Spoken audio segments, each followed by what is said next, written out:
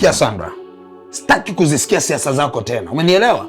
Unatakiwa unielewe kama mwanamke impasavyo kumwelewa mume wake. Sikiliza, wewe ni mama mchungaji, inatakiwa utembee kama mama mchungaji, inatakiwa uishi kama mama mchungaji, inatakiwa uwe na marafiki ambao mtu akiwaona aseme hawa ni marafiki wa mama mchungaji na sio hawa makahaba wako hawa. Kwa hiyo unalazimisha Chui kuwa paka? Wewe paka, halafu wewe unawabeza marafiki zangu kuwa makahaba, lakini mimi sikuwabeza hao vikongwe wako uliowaleta wawe marafiki zangu. Sikiliza, usilazimishe. Sitaki kuja huko wala kufanya lolote. Mimi marafiki kwangu ni wa muhimu sana kuliko hayo unayoongea. Anyway, tumpishe shetani aende. Biblia inasema tusiache kuzijua fikra za shetani. Nikiwaza kama ninavyokusikia, nitamtenda Mungu dhambi. Wacha nikusamehe. Wacha nikusamehe.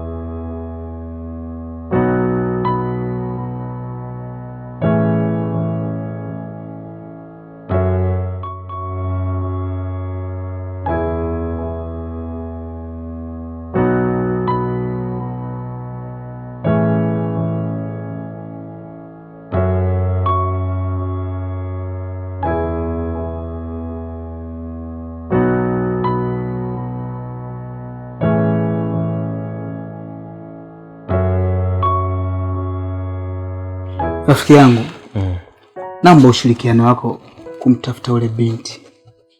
Ni ndoto yangu kabisa awe mke wangu. Jay, hebu tuliza akili yako kwanza. Unawaza juu ya binti usiyemjua, na wakati huyu Dina unayemjua unamwacha katika hali ngumu. Hebu acha kumzungumzia kabisa Dina, maana tumeshamalizana naye. Nashukuru Mungu amenielewa. Simdai, hanidai. Na ile mahali niliyoitoa mimi nimeisamehe kabisa. Sawa, wacha mimi nikae kimya. Ila juu ya huyo binti mimi siwezi kukushauri lolote, kwa kuwa wewe ndio unayemjua vyema. Sihitaji ushauri wowote zaidi ya kunisindikiza tuzunguke wote kama siku ile. Mimi najua kila mtu na bahati yake. Nikizunguka mimi na wewe tutampata tu huyo binti. Hilo sahau Jay. Siwezi shiriki dhambi isiyonifaa. Kumbuka Biblia inakataza mtu kushiriki dhambi ya mtu mwingine, maana na wewe kwa sehemu unakuwa mshirika wa ile dhambi. Mimi nakushauri sana sana, wakati tunaendelea kumtafuta huyo binti, hebu endelea kuwaza kuhusu Dina. Dina hana mambo mengi na amelelewa ipasavyo.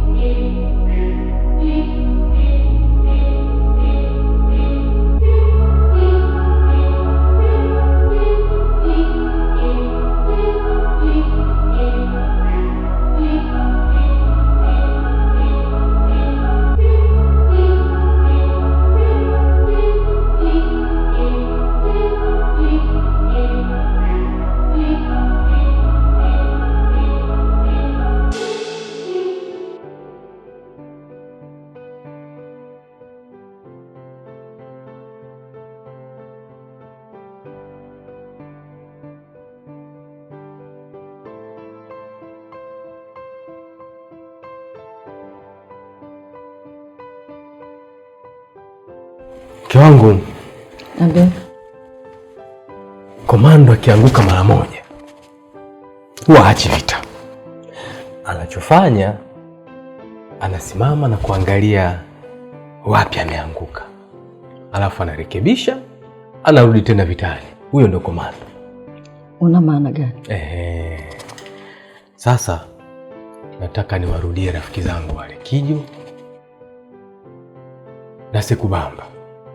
Kinjo na Sekubamba safari hii lazima warudi hapa wakiwa wanaimba tenzi za rohoni. Bwana sehemu yangu. Unajua kwa nini? Sababu nitahakikisha kwamba wanaokoka.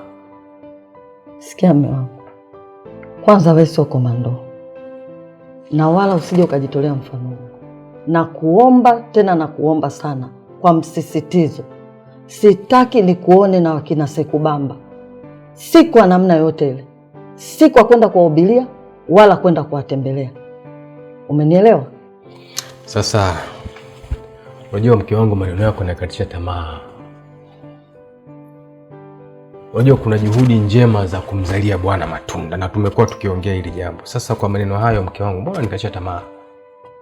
Wewe bado una nguvu ya kwenda kuushinda uovu, kwa sababu uovu bado una nguvu juu yako, na ndio maana nakukatalia. Sikia mume wangu, sija kukataza wewe kwenda kumzalia Bwana matunda, ila lazima uwe na nguvu ya kutokuanguka tena dhambi. Na ndio maana Yesu aliwaambia wale mitume wake wasitoke Yerusalemu, waingojee ahadi ya Baba, na watapokea nguvu baada ya kujiliwa na Roho Mtakatifu. Hapo ndipo sasa watakapokuwa shahidi toka Yerusalemu, Samaria hadi miisho ya nchi. Nami nakushauri usitoke hapa nyumbani mpaka upokee nguvu ya kwenda kuwashinda wale wakina Sekubamba. Yala, kuna jambo linanitatiza kidogo. Hivi unawezaje kuwahubiria watu na wakafanya wokoke bila wewe kudhurika kwa namna yote? Una maana gani? Yaani kuna wale watu ambao wewe walikuwa wanafanya uovu, au walikuwa wakifanya uovu sawa na ule uliokuwa unafanya wewe, ukawahubiria pasipo wewe kurudia tena ule uovu. Hao ni hivi, kuna rafiki zangu wawili walevi. Hao jamaa yuko Kinjo na Sekubamba. Nilijaribu kwenda kuwahubiria, lakini kilichotokea ilikuwa ni hatari. Walinishawishi nikarudi tena kwenye uovu, nikawa nakunywa tena. Kwa kweli niliumia sana, na kwa sehemu kubwa yani tukio kama hilo limenipunguzia sana ule ujasiri wa kuhubiri Injili. Ndio maana nimekuuliza hiyo swali. Kwanza ni lazima ufahamu kuwa haya mambo yanahitaji ufahamu wa neno la Mungu, maombi ya kutosha kabla hujaenda kufanya kazi ya uinjilisti. Mimi nilikuwa nikimsumbua sana mchungaji kabla sijapata nguvu ya kwenda kuhubiri, na moja ya kitu alichonifundisha ni kuomba sana juu yangu na kuwaombea wale ambao naenda kuwahudumia kabla sijaenda kuwahudumia. Epuka sana kwenda kwenye mazingira ya dhambi kama dhambi haijafa bado ndani yako, la sivyo utairudia dhambi ya kwanza.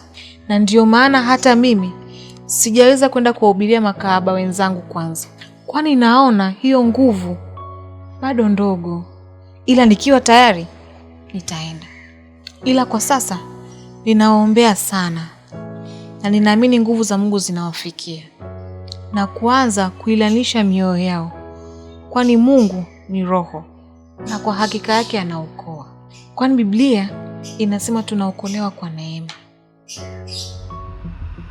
Hello. Sikia we binti, sitaki uendelee kuwasiliana na mke wangu, na nielewa. Lazima uelewe ya kwamba unaambatana na mtu mkubwa sana katika ulimwengu wa roho. Sikia, huyu ni mama mchungaji na sio kahaba kama ninyi. Na nielewa. Mchungaji, na kuheshimu sana sana, sitaki kuongea mambo mengi kabisa, sitaki. Huyo unayemwita mkeo, sisi ni rafiki yetu kitambo sana. Alafu tumeshasema sisi kutengana watatu unavyotuona ni mpaka kifo kitutenganishe. Si unanielewa? Kwa hiyo mna maagano ya ndoa, si ndivyo? Kwa ninyi ni marafiki ama ni nani? Mbona siwaelewi? Vyovyote vile utakavyopenda wewe, hivyo hivyo utakavyoelewa. Ila cha muhimu ni kuambie tu, jaribu kumwambia huyo mkeo kwamba aachane na sisi, uone kama unaweza kututenganisha. Na kamwe huwezi. Sikiliza, sipo tayari kuona mnaendelea kumshikilia mke wangu. Sipo tayari kabisa. I'm telling you, I want my Sandra back. Leave my Sandra alone. Mnanielewa? Huyo ni mke wangu na sitaki kuwasikia kwamba mnawasiliana naye tena. Na nitawatafuta. I'm telling you. Nitawafuta kwenye ramani ya dunia hii. Nitawafuta katika ulimwengu wa roho. You don't know, hamuelewi mnawasiliana na nani. Haujui unaongea na nani wewe. Mnataka kuharibia Halo? Halo?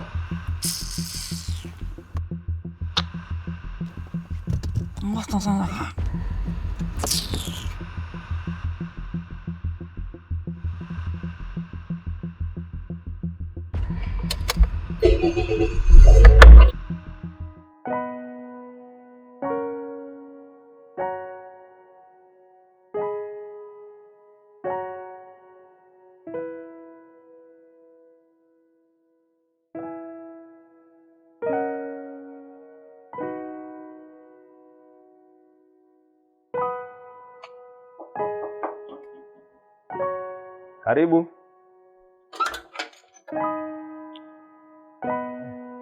Karibu. Karibu sana.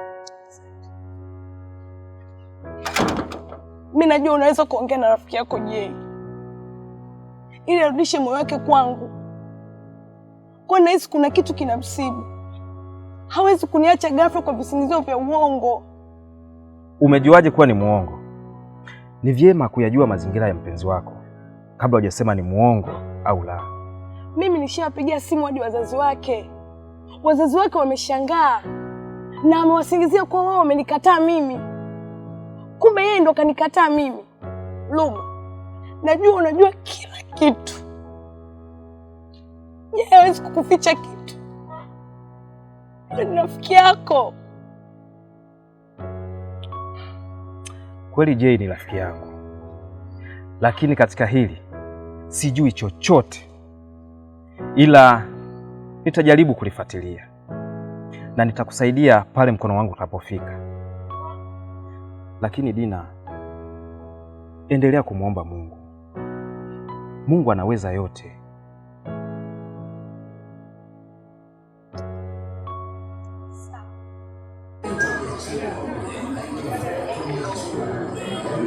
Dogo, njoo tuongee. Mambo vipi? Safi. Wewe uwaga unakuwepo mitaa hii muda wote hapa? Nipo muda wote. Sawa. Kuna binti mmoja mweusi hivi, mrefu wastani. Uwaga anahubiri pale. Si utakuwa unamfahamu? Namfahamu. Huwa namuona anahubiri na kispika. Sawa. Sasa ndio nataka nikupe kazi moja. Naomba ukimwona umpe namba yangu. Mwambie nitafute. Sawa, hamna shida. Sawa. Nitakulipa sio bure. Kiasi gani? Kiasi chochote cha pesa unachokitaka nitakulipa. Sawa. Sawa.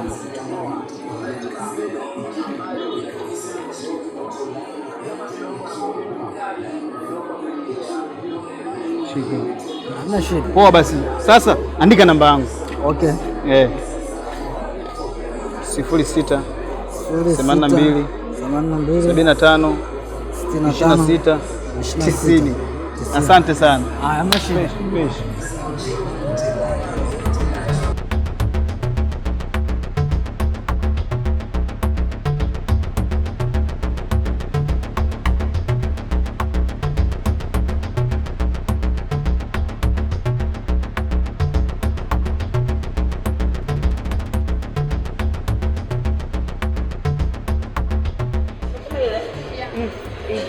Mimi ile pale. Hivi kati ya hiyo ama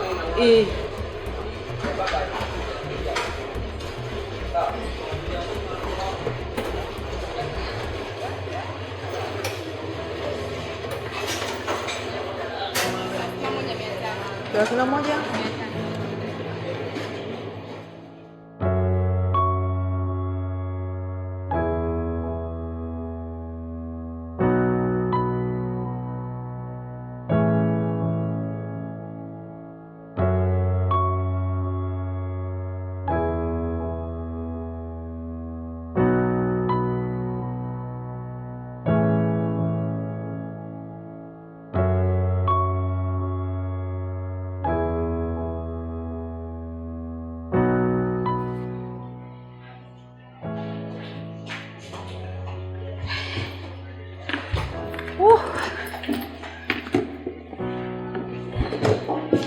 Akia nani?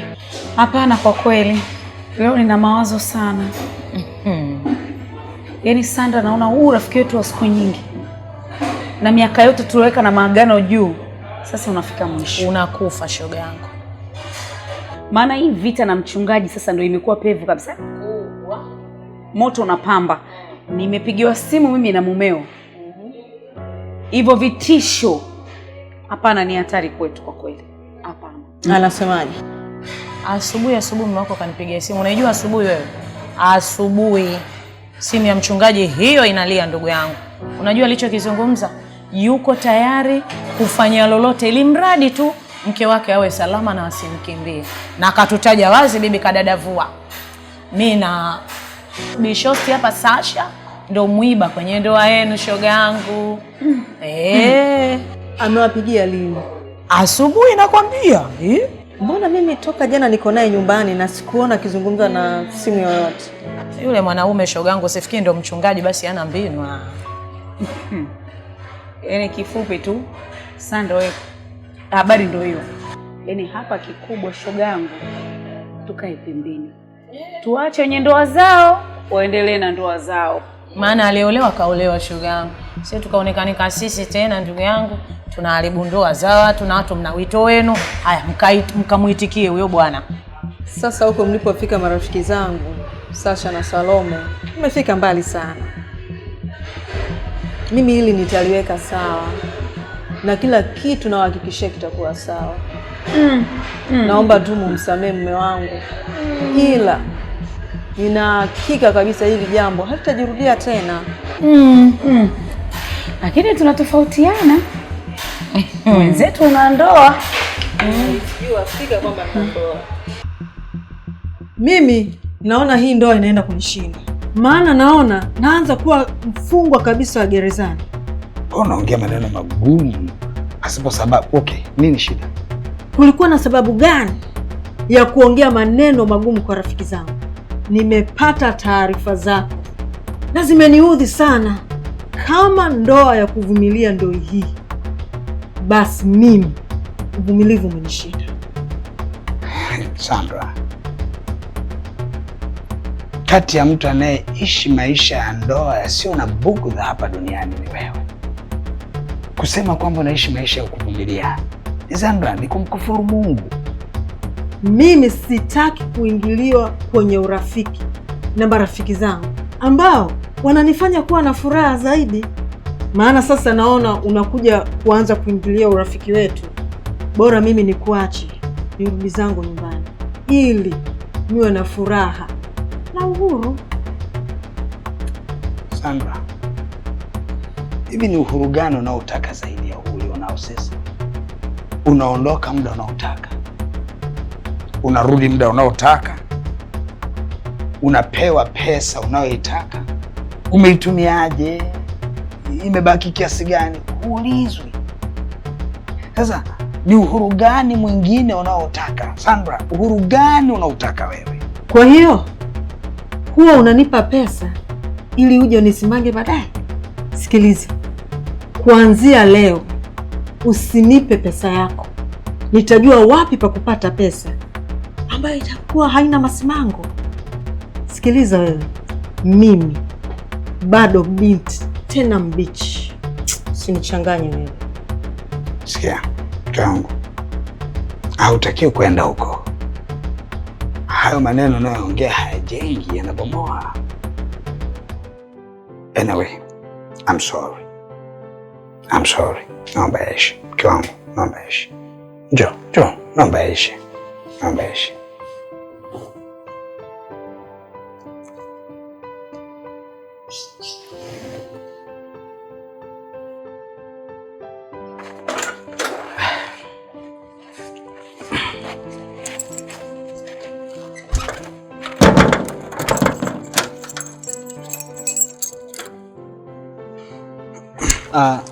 Luma rafiki yangu, leo angalau nimepata mwanga namna ya kumpata yule binti. Amenifanya usingizi niupate kwa shida sana. Hivi Jay, una uhakika maamuzi unayofanya ni sahihi? mbona kabisa mimi naona kama unakurupuka kufanya maamuzi yako. Hebu muangalie huyu binti Dina kwa jicho la huruma. Anyway, umepata mwanga gani? Hilo ndo swali la hekima. Achana na stori za Dina. Iko hivi, leo ni kama Mungu tu nimewaza nirudi nikawatafute vijana wanaokaa mitaa ile alipokuwa akihubiri. Nimewapa kazi fulani ya kumtafuta yule binti ambayo sio muda mrefu nitakusurprise na kukutambulisha kama yule binti ndo mpenzi wangu. Okay, sawa. Mimi nakutakia kila la heri. Kama unayoyatenda ni sahihi, basi Mungu akusaidie. Usiombe kinusunusu. Niombee kabisa ili nipate muujiza wa kukutana naye. Hapana Jay. Siwezi omba maombi ya namna hii. Kumbuka Mungu ni Mungu wa haki na hawezi kusikiliza maombi ya namna hii. Sikiliza Luma. Mbona umekuwa mtu wa kunihukumu sana juu ya Dina? Kama vile yule binti nilimuoa wakati hata sikumuoa.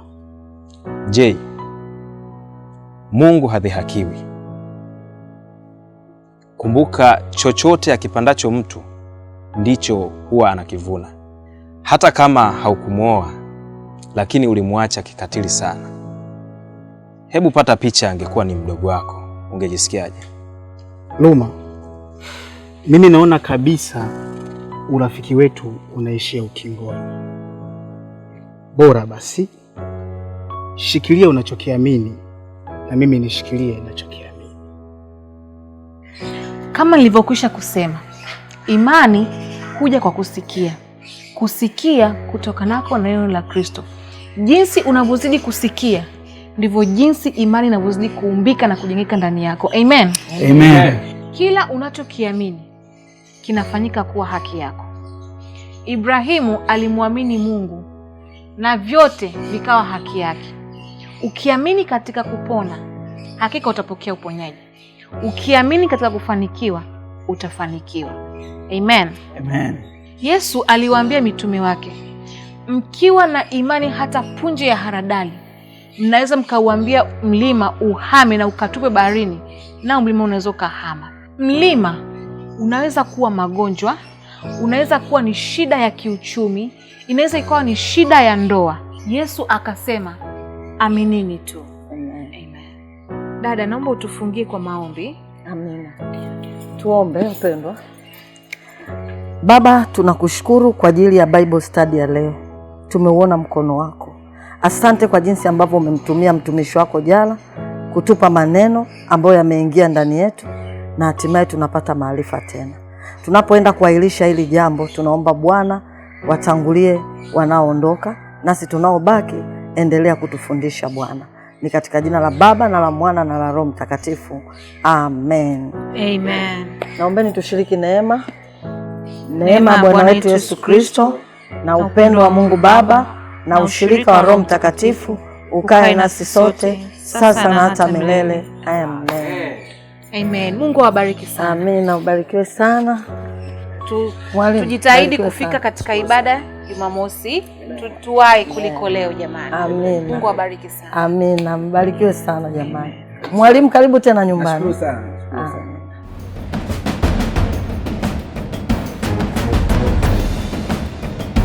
Ni matumaini yangu ya kwamba umefurahia na umebarikiwa na tamthilia hii na episode hii uliyoiangalia.